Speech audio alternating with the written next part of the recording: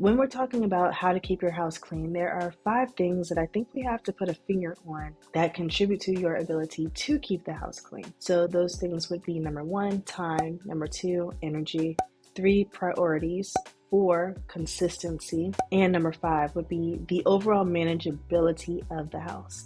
And that's a big one, but we'll get into that at the very end. The one thing I want you to take away from this video is that you won't be able to keep your house clean by accident. You're going to have to be very, very intentional about how you move, how you think about things. So definitely this is a video where I want you to take notes, pull out your glasses, be serious for a minute, and commit some things to memory so that you can actually walk these things out. And it will be a day-to-day trial and error type thing until you find a good groove. But ultimately, that is the one thing that you do need to remember. It's not going to happen by accident. You're going to have to command it. I command a clean house for you. Now you need to command it for yourself.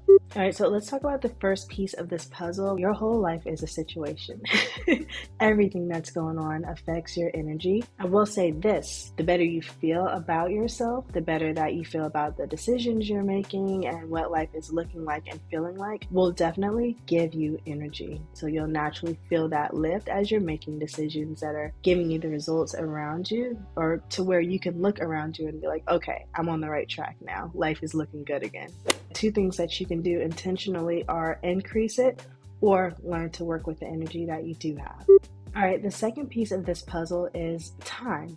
So I don't want to say too much about it other than the time you have is the time you have. It just is what it is. The best thing that you can do is be realistic about how much time you have. If you honestly, legitimately only have 10 minutes in a day to dedicate towards your house, then we're going to have to make that the best 10 minutes of your life. Okay?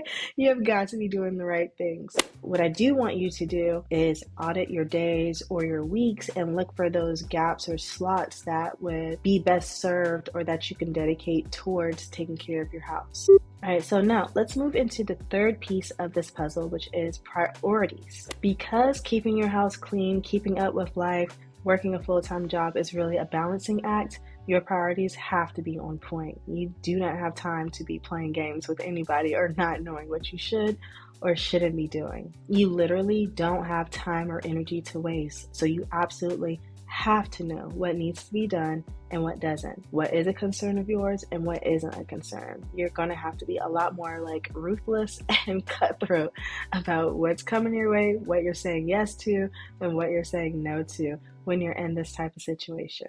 When you're busy doing the wrong thing, you start to invite those feelings of being overwhelmed, stagnation, being unmotivated, feeling defeated, and all these things that perpetuate this cycle of really just staying stuck in the mess that you're in right now. So the things that we're going to be doing and talking about today and your steps moving forward after today are all things to break that cycle. The point is, you don't have time to be busy doing the wrong things. Being busy doing the wrong things affects all facets of life, but for today we're going to focus on the house specifically. So when it comes to the house, a few things I want you to remember would be, number 1, cleaning the wrong things is the same as not cleaning at all. Number 2, there are certain chores that keep your house from falling apart. Those are the things that you're always going to want to prioritize. Those things would be dishes, laundry, and literally just tidying up. So again, when it comes to priorities, the whole point is you just need to know what needs to be done and when, because you don't have time to waste or energy doing the wrong things. All right, the fourth piece of this puzzle is consistency. You can do all the right things today, but if you're not doing them again for the next 30 days, what was the point in doing it all today? Just like having to maintain your body, your health, weight, goals, whatever all that stuff is, you have to show up day in and day out, do specific actions consistently so that you can get the results you want. Same thing with the house.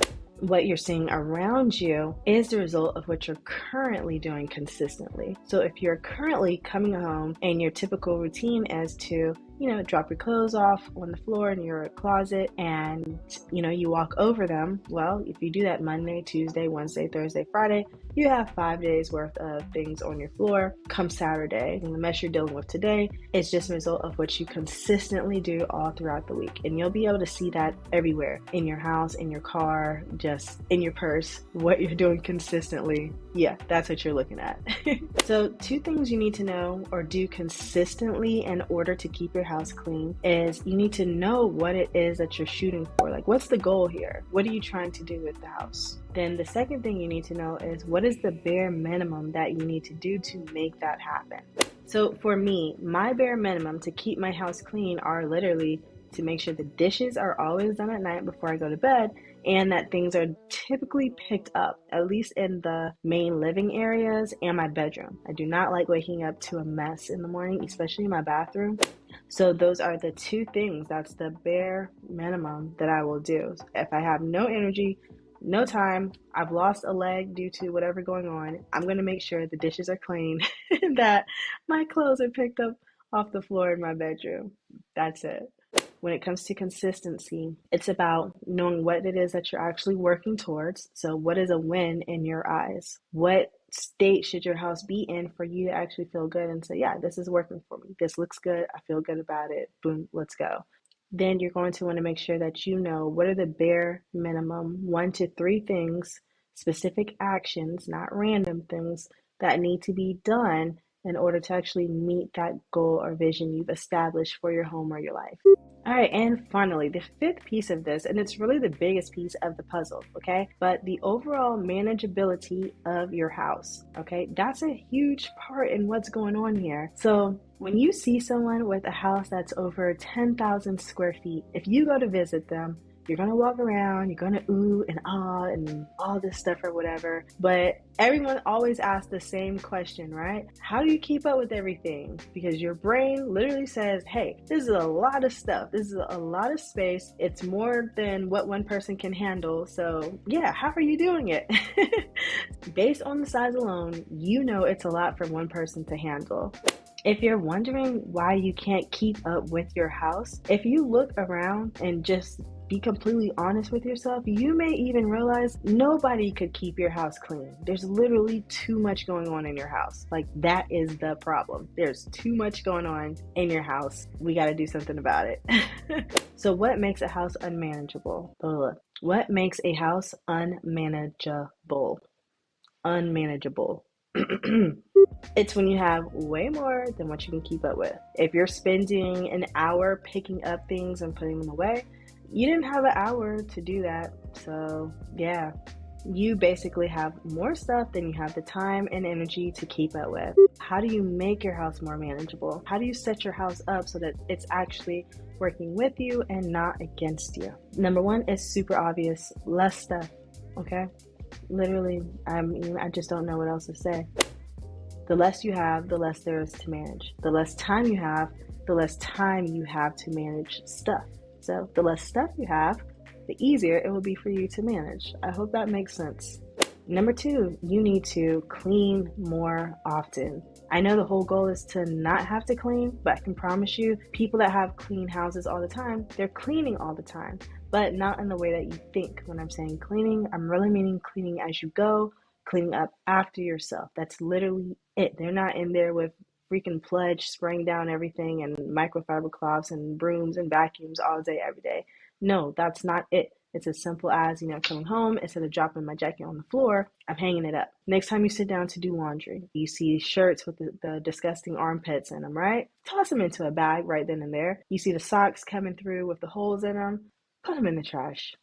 That's literally decluttering as you're going. I don't want you to keep thinking that you have to make all this time or make some ceremony out of cleaning or decluttering and all this stuff. Like, no, you can literally be doing these things as you're going. When you're washing dishes, you see that burnt pan peeling with that stuff that causes cancer coming up, put it in the trash. Okay, you don't have to wash that and Put it back into your cabinet and just whatever else you're wasting time, put it in the trash. Now I'm getting all riled up. Throat hurts today, so if you're liking the video, definitely be sure to like, subscribe. If you want some ideas on specific routines, definitely let me know in the comment section as well, and I will do that in the next video.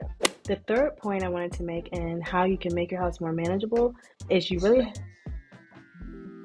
third point I want to make about what it's going to take for you to make your house manageable is that you're honestly going to have to be pretty serious about this. This is literally affecting your quality of life, your mental health, your emotional health, and all these other things. So don't keep acting like it's something that you can keep pushing off or that it's not important when this is one of the biggest, probably second most consequential thing to your overall health. It's always the people we surround ourselves that impact us the most, but then also your home environment.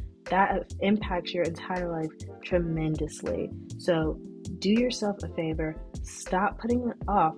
If you need to unplug from the rest of the world for the next 1 to 3 months so that you can literally focus on getting your house right, do that. It's that important. Point number 4, talking about how to make your house easier to take care of, you do have to examine your actions. So I know I talked about cleaning as you go a minute ago.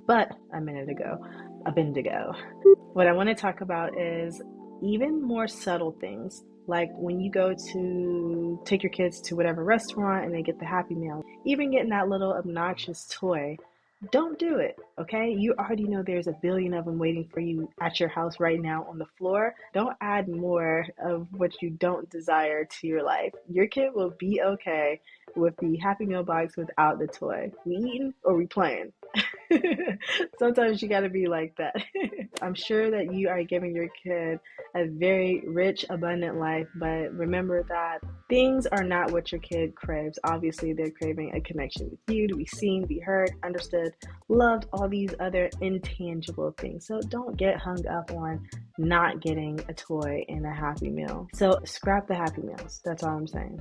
Finally, my last point, how to keep your house clean when you have a full-time job, no energy, no time. Don't be afraid to start over. Sometimes the very process of having to get your life together is overwhelming. So if I say, hey, I need you guys to go home tonight and declutter your closet, you might be excited about it. Cool, yeah, this all sounds good. But when you open up those doors and you start looking around, it's like, oh, shoot, okay, this is a lot more stuff than I thought.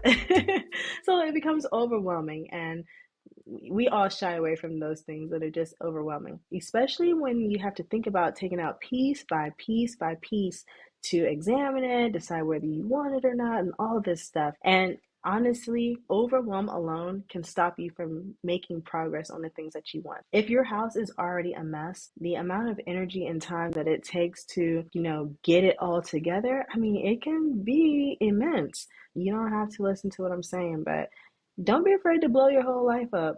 And I just mean sometimes you need a fresh start.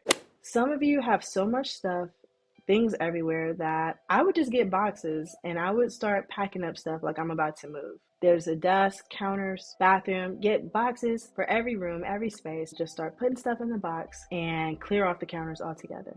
As the days go on, you're going to be looking for stuff, obviously. Pull out what it is that you're using. At the end of 30 some days, whatever else is in that box, you didn't need it, so it's still in the box, which means you can flip it over, put some tape on that, either set it outside for the sanitation worker, take it to Goodwill, do whatever, but it can leave. If you want to even set it in your garage, you know what, by all means, set it inside the garage. I don't care. You can't be afraid to pack up, start fresh. And it's the same idea as when someone just, packs up and leaves, right? Well, you may not be able to just leave your house per se, but you can leave that old life behind right here, right now. Literally just be so sick and tired of looking around at all this stuff and be like, you know what? It's got to go. All of this stuff has got to go. And you have to take that moment of what feels like pure insanity or craziness. We all have that crazy woman inside of us. So let the crazy woman in you get loose on this particular occasion, and start packing up stuff. Go into that closet. You know what? Yeah, maybe you will wear that dress, maybe not, but you haven't worn it in 2 or 3 years.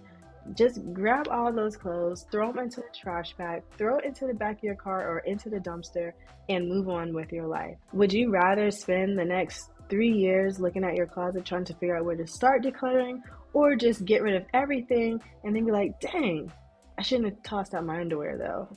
I think everyone can appreciate the gift and the beauty of a fresh start. So if that's what it takes for you to get started and to make those changes so that you can get out of this season of life, because when you're living in this type of season where things feel out of control, I mean, it doesn't feel good at all. The rest of your life, you from top to bottom, spirit, soul, mental health, physical, everything, even financial probably, is being affected. So it's that important for you to, do what you got to do, even at the risk of you looking a little bit crazy. My address isn't changing, but my attitude is. In conclusion, in order to keep your house clean when you work a full-time job with no energy and no time, you need to be a savage. I'm Victoria Alexander. This is the Clean Cure. Obviously, lots of things affect your energy, right? It's like the most sensitive thing. So your hormones, the food that you're eating, exposure to toxins, your health situation, relationships, your job, just all the things on your plate and life as a whole. All of that either drains your energy or gives you energy.